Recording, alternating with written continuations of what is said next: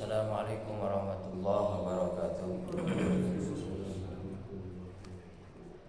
Alhamdulillah rabbil alamin hamdan wa syukran lillah wa qadhu. Allahumma shalli ala sayyidina Muhammadin al-fatih lima ughliqa wal khatim lima sabaqa nasiril haqqi bil haqqi wal hadi ila siratikal mustaqim wa ala alihi haqqa qadrihi wa miqdarihil azim. Rabbi shrah sadri wa yassir li amri wahlul 'uqdatam min lisani yafqahu qawli.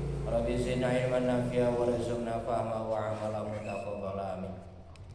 Para jamaah salat subuh yang dirahmati Allah Subhanahu wa taala, alhamdulillah pada pagi ini kita semua masih diberikan naungan kenikmatan atau fadhil dari Allah Subhanahu wa taala, yaitu berupa kenikmatan yang luar biasa. Kita semua masih bisa menyempatkan beramal kebaikan, diantaranya yaitu mengikuti kajian rutin yang mungkin selama sudah libur ya, hampir 1 bulan lebih.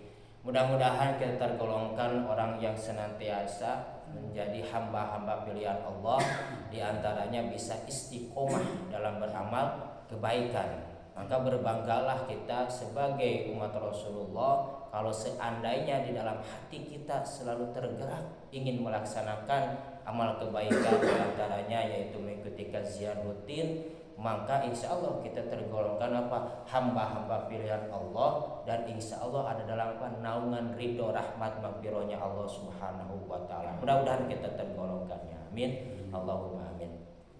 Para jamaah salat subuh yang dirahmati Allah Subhanahu wa taala, terakhir kita dalam mengkaji kitab Bidayatul Mujtahid itu masih tentang masalah bab salat, dan terakhirnya yaitu tentang masalah tempat-tempat yang diharamkan.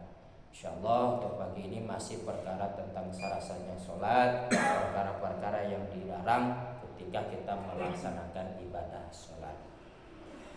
A'udzubillahi minasyaitonirrajim. Bismillahirrahmanirrahim. Wa qala Ibnu Rusdi rahimallahu taala wa nafa'ana bi ulumihi wa bi karamatihi wa nabi asrihi. Al-babus sabi', yaitu bab ke-7, bi ma'rifati syurutil lati hiya syurutis fi sihhatis shalah, akan menerangkan tentang masih sah-sahnya salat, antaranya yaitu meninggalkan ketika kita melaksanakan salat. Wa amaturuku minal mustaratu bis shalah, perkara-perkara diantaranya syaratnya salat yang wajib kita ditinggalkan ketika kita melaksanakan salat. Fatafaqo sepakat para alim ulama, fatafaqo sepakat siapa al-muslimu para alim ulama ala anna minha, sesungguhnya tentang masalah meninggalkan ketika kita sholat itu kaulan, ada yang berupa ucapan, wa minha, dan sebagian dari syaratnya sholat itu yaitu fi'lan, ada berupa yaitu pekerjaan. Fa amal fa'alu bajanul af'alil mubahati, maka di antara pekerjaan yang wajib kita tinggalkan ketika sholat itu diantaranya yaitu seluruh pekerjaan-pekerjaan mubah, alati laisat min af'alis sholat, yang bukan termasuk dari pekerjaan sholat. Seperti misalnya, mohon maaf, ada ya dulu pernah lihat video ketika mau baris ke belakang karena ada makmum masbuk, kemudian jungkir balik itu salto, akhirnya selaras dengan yang belakang. Kalau misalnya bentuknya gitu, itu hukumnya tidak boleh. Itu jadi pekerjaan-pekerjaan apapun selain pekerjaan dari sholat, seperti pekerjaan sholat itu seperti ruku, gerakan ruku kan, sujud, itu pergerakan sholat. Selain dari itu misalnya ketika sholat beginian misalnya, itu batal sholat. Atau gimana lah gerak-gerak lagu, bergerak selain gerakan sholat, itu membatalkan sholat, yang disebut pergerakan-pergerakan yang mubah. Ilal qatsil aqarib, kecuali ketika membunuh kalajengking wal hayat, atau ular fi sholati, ketika sholat itu boleh. Misalnya ada ketika kita sholat ada ular, kalau misalnya takut membahayakan kita boleh untuk membunuhnya, dalam arti bergerak kan gitu. Itu boleh. Kalau misalnya ada hal-hal yang bisa membahayakan kita ketika sholat, itu boleh hukumnya bergerak selain gerakan sholat. Fa innahum, maka sesungguhnya para alim ulama itu ikhtalafu, berbeda pendapat bidzalika, tentang masalah yang tadi gerak, limarutil asar, karena ada kontradiksi hadis, bidzalikal qiyas, untuk mengambil tentang qiyas hadis. Wattafaqu sepakat para alim ulama bima dalam perkara ahsaba menyangka ala zawadil fi'lil khafif tentang bolehnya bergerak secara ringan. Jadi sebagian ulama itu boleh secara ringan, misalnya seperti ya gerak ke belakang mau menemani makmum yang masbuk. Itu kan gerak ke belakangnya suka ada mundur itu boleh, itu pergerakan ringan dan tujuannya untuk menemani makmum yang masbuk. Itu yang dibolehkan oleh para ulama. Selain itu gerak-gerak seperti gini misalnya ketika sholat itu bisa membatalkan sholat. Gimana kalau misalnya ketika gatal ya? Kalau dari madhab saya 3 kali pergerakan batal dari Imam Syafi'i itu ya, 3 kali pergerakan selain dari pergerakan sholat tadi. Kalau misalnya gatal, misalnya di sini gatal, paling ditempel, gatal di sini, tak nempel gini itu boleh berapa kali ya misalnya. Tapi ini nempel, masuknya 1 hitungan kali. Ketika sholat gatal di sini, tak tempel dulu, ini boleh beberapa kali ya. Kalau misalnya gini, misalnya garuk itu masuk 1 kali, terus garuk lagi 2, 3. Lihat dari sudah lebih dari 3 kali batal. Itu dari jalur saya ya. Terus wa amal aqwal, dan dari bagian perkara yang wajib ditinggal ketika secara ucapan, fa ya aidun aqwalu allati laysa min aqwalis shalah, yaitu ucapan-ucapan yang tidak termasuk dari ucapan sholat. Ucapan sholat itu kan seperti baca Quran, tasbih, tahmid, tahlil, itu bacaan-bacaan sholat. Mungkin siapapun sudah pada tahu. Wahadihi, dan ini aidon lam yahtarifu, tidak ada lagi perbedaan pendapat ya, seperti bacaan yang tadi. Anaha, sesungguhnya bacaan-bacaan sholat itu tufasidu sholat amdan, misalnya bisa membatalkan sholat secara sengaja. Liqouli ta'ala, yaitu dasarnya itu firman Allah Subhanahu wa taala dalam surah Al-Baqarah ayat 258. Wa qumu a'udzubillahi minasyaitonir rajim wa qumu lillahi qanitin, laksanakanlah salat karena Allah dengan khusyuk. Walama warada min qouli alaihi wasallam, dan ada juga yang mengambil dari sabda Rasulullah SAW, innallaha, sungguhnya Allah, yuhadisu, yaitu mengeluarkan minani dari perintahnya Allah, ma yasha'u, sekendaknya Allah Subhanahu wa taala. Wa mimma hadasa, dan dari sebagian perkara itu ada yang mengambil tentang masalah penceritaan Allah tukallimu bis shalah. Ini hadisnya tentang tidak boleh kalian berbicara tentang ketika melaksanakan sholat. Jadi tidak boleh ada kata-kata lain selain kata-kata atau ucapan-ucapan, yaitu doa-doa sholat.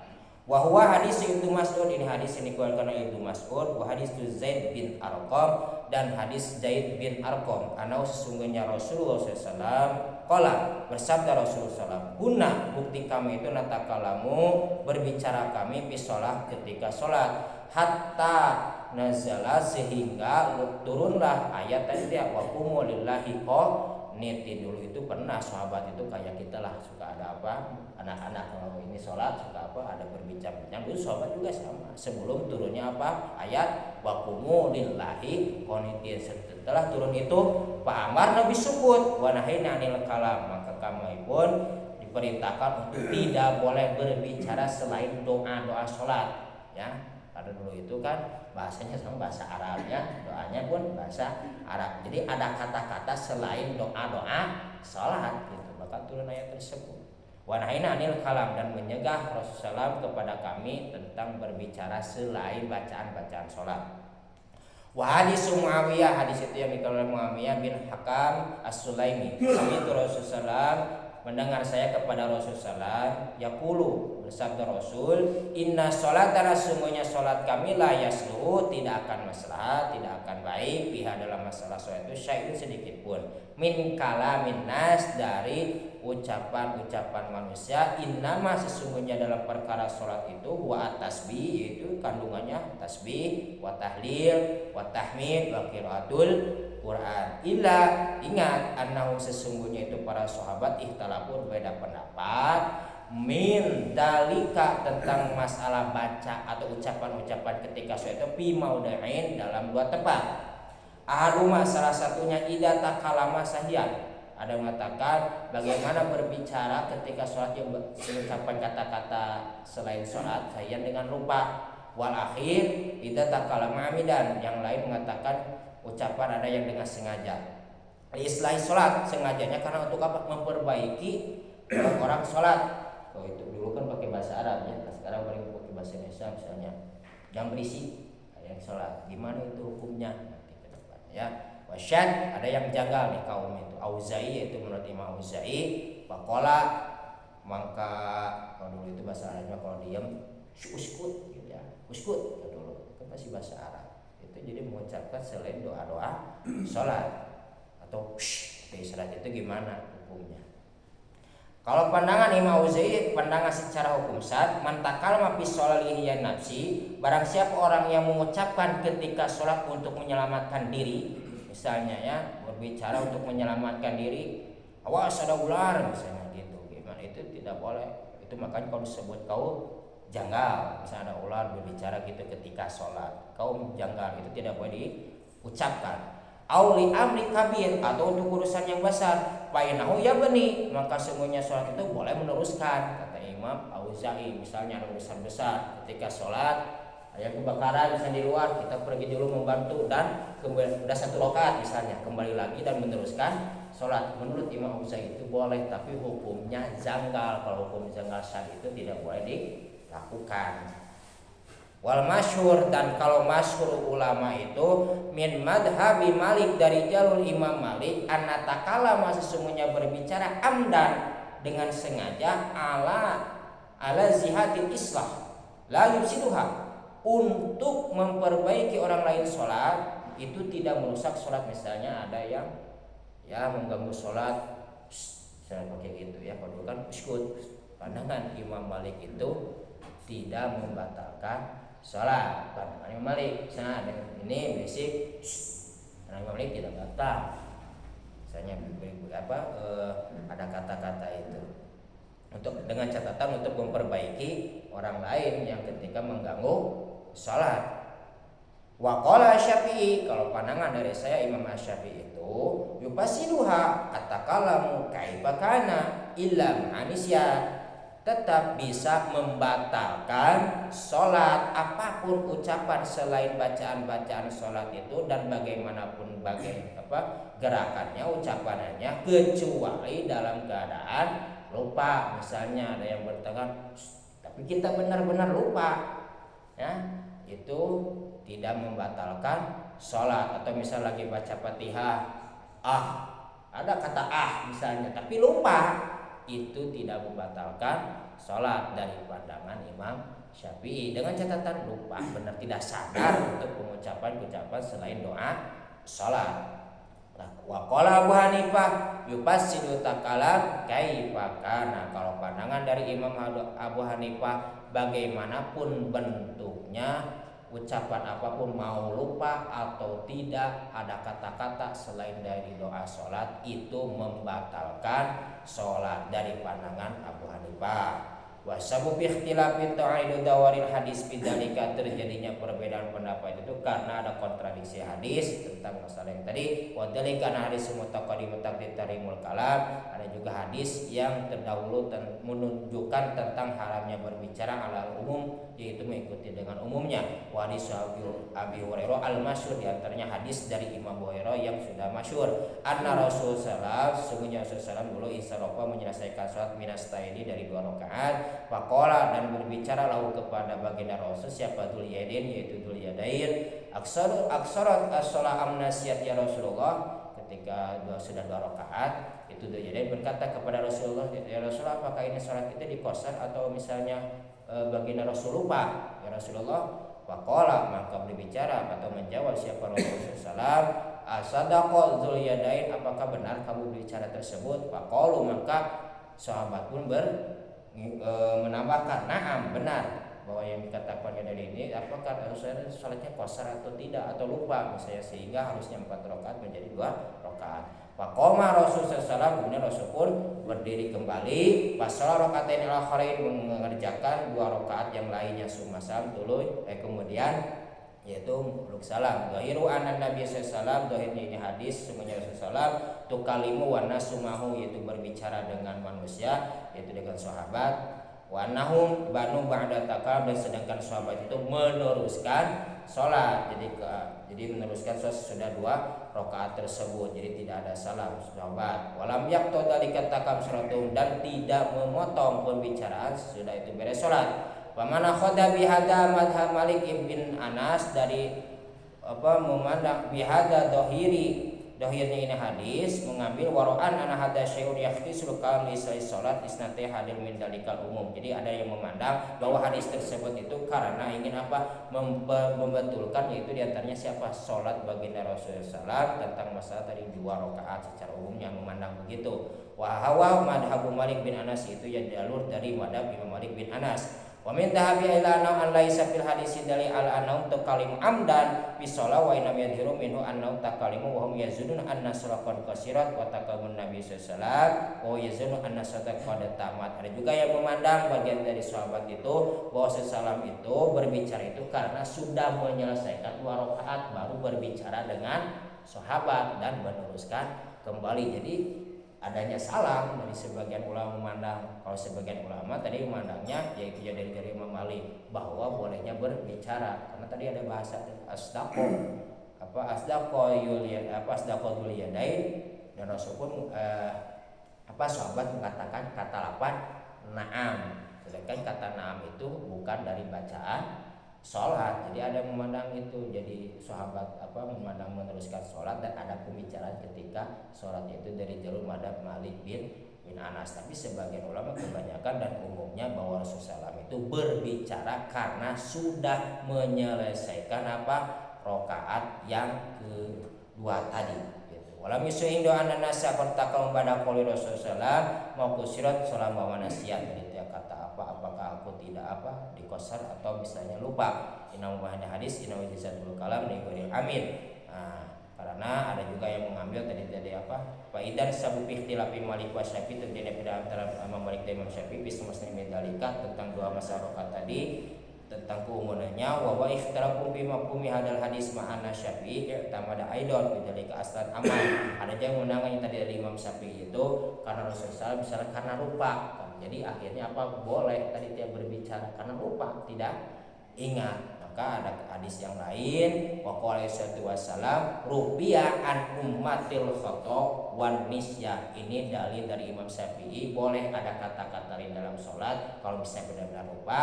Hadisnya yang tadi rubi'a diampuni an ummati, dari umat baginda Rasul al khata dalam pesan wan nisyan, dan ketika lupa. Wa Abu Hanifah pahamilah hadisun Nabi alaihi umumiha Qur'ana nafsutun li hadisul yadain wa muqaddamun ali. Tetap pandangan dari Abu Hanifah itu baik bagaimanapun bentuknya, mau lupa atau tidak, tetap pandangan dari Abu Hanifah itu bisa membatalkan sholat kalau ada kata-kata ucapan selain dari doa sholat.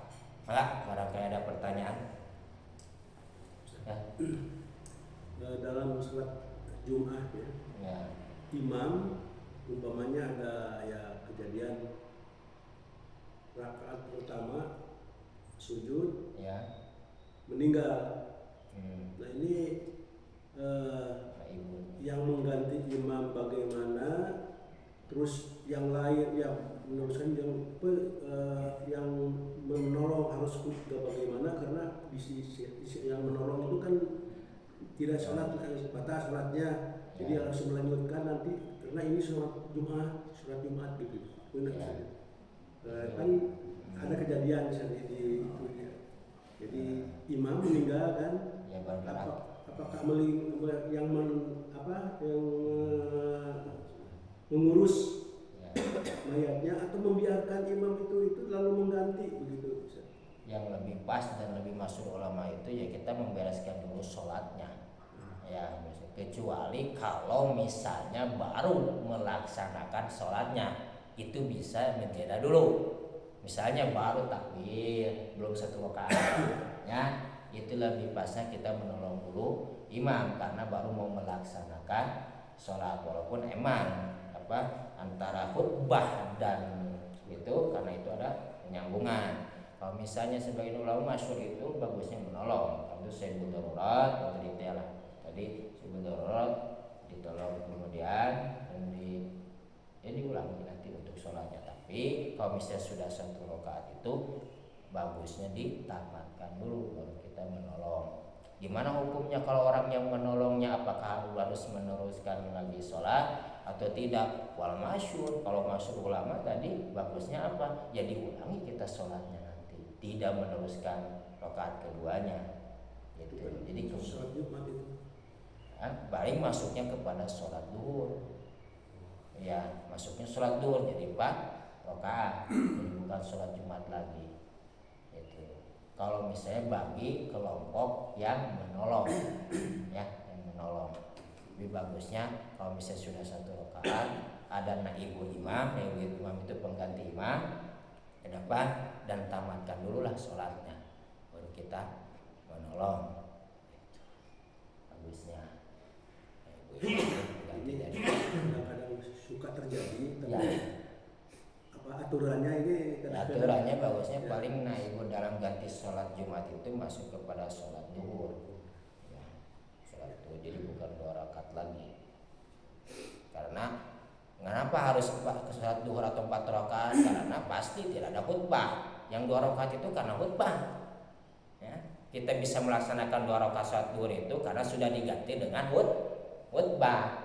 Nah, kalau misalnya kembali lagi sedang menolong mau melaksanakan kan tidak ada khutbah, ya, makanya kembali kepada sholat duhur gitu. Jadi gimana? Barangkali yang lain? Ada Pak? Ya. Assalamualaikum warahmatullahi wabarakatuh. Waalaikumsalam. Ini sifatnya minta penjelasan Pak ya. Untuk pengalaman saya. Saya pernah mampir di satu masjid. Sembahyang duhur. Setelah saya selesai sembahyang duhur, lalu saya sembahyang sunat. Ya. Tiba-tiba ada di belakang saya makmum yang tujuannya sembahyang wajib, tapi menginduk ke saya. Nah, itu dari situ juga, dari niatnya juga saya udah itu gimana Pak penjelasannya? Ada yang juga yang sebagian terutama dalam kita saya pun ada yang pakai isyarat itu suka pakai yang begini ya. Itu kalau orang yang paham itu saya lagi sholat sunat itu bergerak itu pakai isyarat itu tidak apa-apa, ya, karena untuk mengingatkan kepada makmum masbuk tadi, ya, makmum masbuk pakai isyarat tersebut. Kalau misalnya dia masih tidak mengerti tidak apa-apa, kita pada sholat sunat kalau dia tetap bisa mendapatkan pahala berjamaah, dia tetap dapat pahala berjamaah gitu. Kalau dia benar-benar tidak sadar bahwa dia itu imamnya sholat sunat gitu. Kalau dia benar-benar sadar pasti dia membatalkan dan mencari lagi teman. Kalau dia tahu dengan isyarat seperti tangan begini, ya, itu boleh karena isyarat. Tapi tidak membatalkan niat dari yang sholat wajib itu Pak? Tidak, sebetulnya sholat wajib tidak membatalkan. Kalau dia benar-benar tidak paham dengan isyarat tidak membatalkan. Disebut nasahian itu lupa. Tapi kalau dia benar-benar tahu dan terus meneruskan itu tidak dapat. Padahal tahu dia sholat sunat maupun pakai isyarat dia paham ini sholat sunat. Ke orang yang paham itu pasti dia membatalkan sholat dan mencari teman untuk melaksanakan berjamaah kembali gitu. Untuk kita yang misalnya menjadi imamnya itu tidak apa, biasa aja. Itu maksudnya tidak ya yupasi dua, tidak merusak dengan amal sholat gitu. Kalau bagusnya untuk apa? Yaitu suka ada pakai isyarat. Jangan nanti ngarewos tapi kalau saya lagi sholat sunat gitu ya, itu ngarewos ya itu udah jelas apa membatalkan sholat. Ada ucapan-ucapan selain doa sholat ulah ngarewos kan sepakai isyarat. Kalau yang nanti dia pasti membatalkan sholat, mencari teman untuk berjamaah kembali. Kalau untuk gini lanjutkan pertanyaan tadi. Kalau yang masbuk itu misalnya ada 4 orang berjajar, nah yang lain ini imam jadi imam. Sudah salam, apakah sudah salam imam sudah salam, Jadi yang 4 orang itu harus ada imam lagi enggak? Maksudnya Ya mas. oh jadi yang beruntun Ya, itu itu yang 4 kan kadang-kadang ada yang loncat ke 8 jadi imam lagi gitu. ya. Kalau masuk dari emang ya nanti ada ya itu masalah itu yang beruntun sebetulnya belum pasal tersebut untuk gambarannya. Kalau dari saya tidak ada itu namanya apa membuat negara di dalam negara ya namanya membuat negara di dalam negara itu namanya. Makanya kalau sudah beres imam yang pertama ya udah kecuali kalau ya tadi yang benar-benar kita masuk ada makmum yang terakhir ya misalnya kelewat kita bisa ya kalau itu mah. Tapi kalau yang beruntun tadi jadi imam, jadi makmum yang tadi lah itu dari jalur saya itu disebut apa membuat negara di dalam negara, makanya tidak ada kalau dari saya. Jadi bagusnya ya masing-masing karena presidennya udah yang pertama tadi sholat yang awal gitu. Kalau dari saya masing-masing gitu ya masing-masing tidak boleh apa ada berjamaah beruntun walaupun ada nanti dari jalur lain itu mungkin gimana Pak Haji? Ya sangat Ustaz mau nanya kalau pahalanya kita 5 menit maksudnya gini kan berjamaah kan pahala berjamaah dengan pahala setelah berjamaah 5 menit dengan pahala berjamaah 1 jam setelah sholat fardu itu pahalanya sama gimana? Belajar kan azan nih selesai azan langsung berjamaah kan di masjid ya. Terus ada lagi rombongan Pak dia 5 menit selesai sholat dia baru sholat berjamaah terus dengan rombongan lagi yang 1 jam ya berjamaah itu ya. Kalau masalah pahala sebetulnya kalau mau nilai dengan berjamaah tetap 27 derajat ya yang penting berjamaah. Dan kalau paling masalah keutamaan waktu itu masuknya kemarin sudah diterangkan yang paling abdul apa yaitu sesudah ada paling mendapat keutamaan waktu saja. Kalau mau mengambil masalah pahala sebetulnya sama 27 derajatnya mah ya, paling mendapat keutamaan waktu. Jadi kelebihannya di situ ya. Jadi keutamaan waktu dari awal waktu yaitu sesudah ada itu yang istimewanya. Jadi paling mendapatkan keutamaan waktu ya. Untuk masalah apa ganjaran untuk kita kan itu masalah apa Allah Subhanahu wa taala. Tapi kalau kita yang beriman baik, imam yang bagus itu dengan diampuni dosa pun kita itu sudah alhamdulillah untuk pangkat kita. Kalau untuk mengajar pahala-pahala itu betulnya bermaaf untuk itu mah untuk apa sebuah motivasi aja ya, seperti 27 derajat itu tuh sebuah motivasi aja. Tapi niat kita mah tetap apa mencari ridho Allah Subhanahu wa taala. Dengan diampuni dosa pun sudah alhamdulillah. Untuk nilai derajat pahala ya tadi itu ya sama derajatnya, namun yang lebih istimewa kita mendapat apa fadhail atau keistimewaan waktu aja.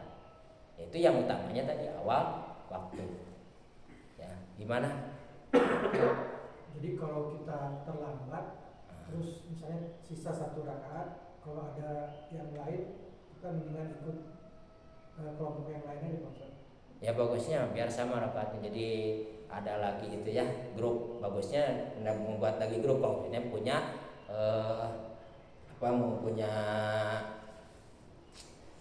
ya golongan tetangga. Jadi jangan mengikuti yang terakhir kira-kira itu nomor terakhir, kita buat grup aja ya. Kalau misalnya mau ini, kalau misalnya mau mengikuti yang terakhir itu bisa aja tidak apa-apa gitu dengan ada sejarah. Kalau kira-kira ada imam yang lebih fasihat, lebih abdul, kita buat kembali.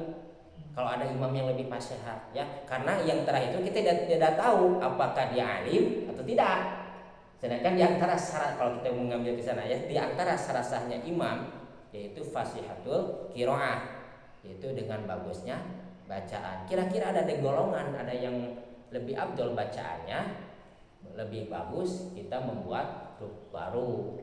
Sedangkan kita kan tidak tahu ya yang terakhir itu apakah dia bacaannya bagus atau tidak. Kalau misalnya kita tahu yang terakhir itu ini ustaz nih, pintar bacanya dan segalanya ilmu dan bagusnya ya kepada yang alim. Jadi kita mengikuti yang terakhir. Kalau kita tahu bahwa yang terakhir itu ya alim ilmunya, dan mengikutilah kepada yang alim. Dan golongan yang baru datang itu misalnya ilmunya belum benar dipaham atau apa gitu ya, dan mengikutilah kepada yang alim gitu ya. Untuk masalah imam yang paling afdal itu orang yang alim, yang tahu diantaranya fasihatul qiraah, yaitu fasihat dalam bacaannya gitu. Gimana ya? Alhamdulillah cukup, mungkin udah siang dong ya. Alhamdulillah, mudah-mudahan ilmu yang didapat kita pada pagi ini menjadi ilmu yang bermanfaat, terutama menjadi syafaat pertolongan kita kelak di akhirat. Mangga doa tutup dengan kajian dengan doa kifaratul majelis. Subhanallah wa bihamdik asyhadu an la ilaha illa anta astaghfiruka wa atubu ilaik. Wassalamualaikum warahmatullahi wabarakatuh.